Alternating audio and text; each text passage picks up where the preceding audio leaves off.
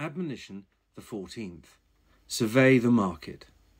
Disappointment is a great motivator, a clarifier too. Making the offer and then losing out at Dunans showed us we had an appetite for adventure, perhaps one which we'd not recognised before. An adventure in stone and mortar, north of the border, in countryside.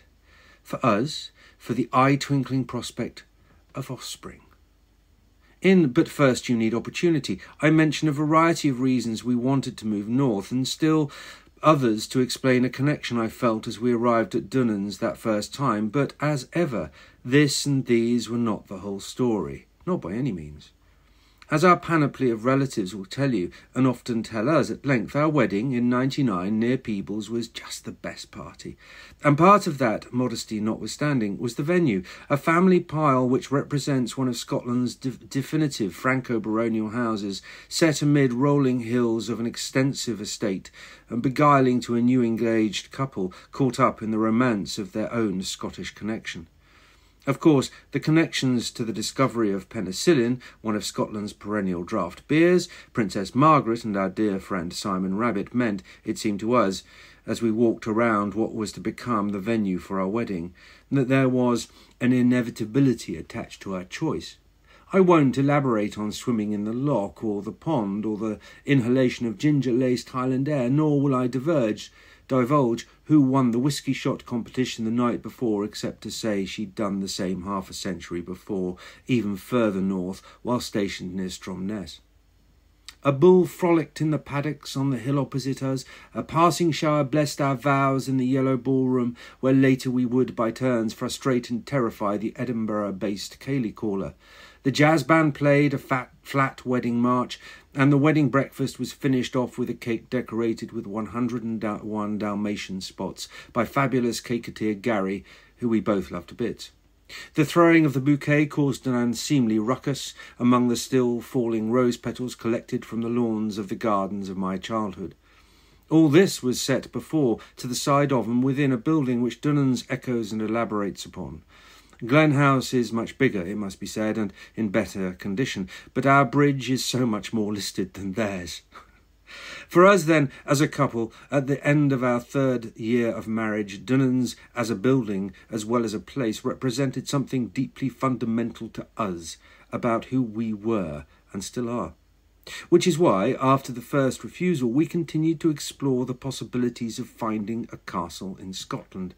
Of those we viewed during this period, none were in the parlour state of Dunans, nor did they represent the same opportunity.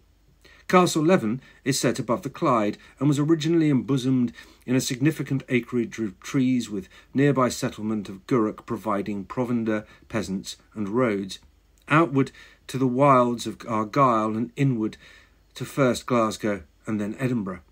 An unusual L-shaped traditional tower castle. All I remember of the building now are some spectacular views from the parapet over the Clyde, beautifully renovated rooms, and a really very dark basement, where a certain Lady Mariota was left to starve to death by her husband as punishment for murdering some of those aforementioned peasants. Unfortunately, the policies had been reduced to a thin hillward strip either side of the tumbling Leven Burn, which wends its way downward from the back flanks of Burneven Hill to the Clyde estuary. Crowding around the thin triangle of Castle Woodland is a mid-20th century housing estate of blonde brick and multiple cul-de-sac.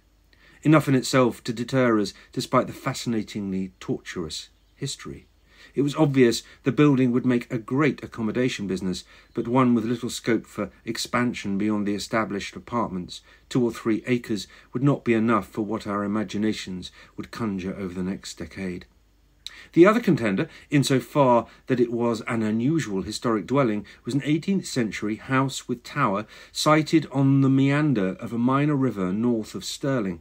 While charming in many particulars, the house itself leaned precipitously and somewhat precariously over a deep ravine not unlike Alt Glen, and while this proximity to the deeply incised watercourse was in itself not off-putting, the cantilevered wooden balcony cum deck over it proved so slippery as we stood on it that neither myself or Sadie could seriously consider the building a contender for the raising of children.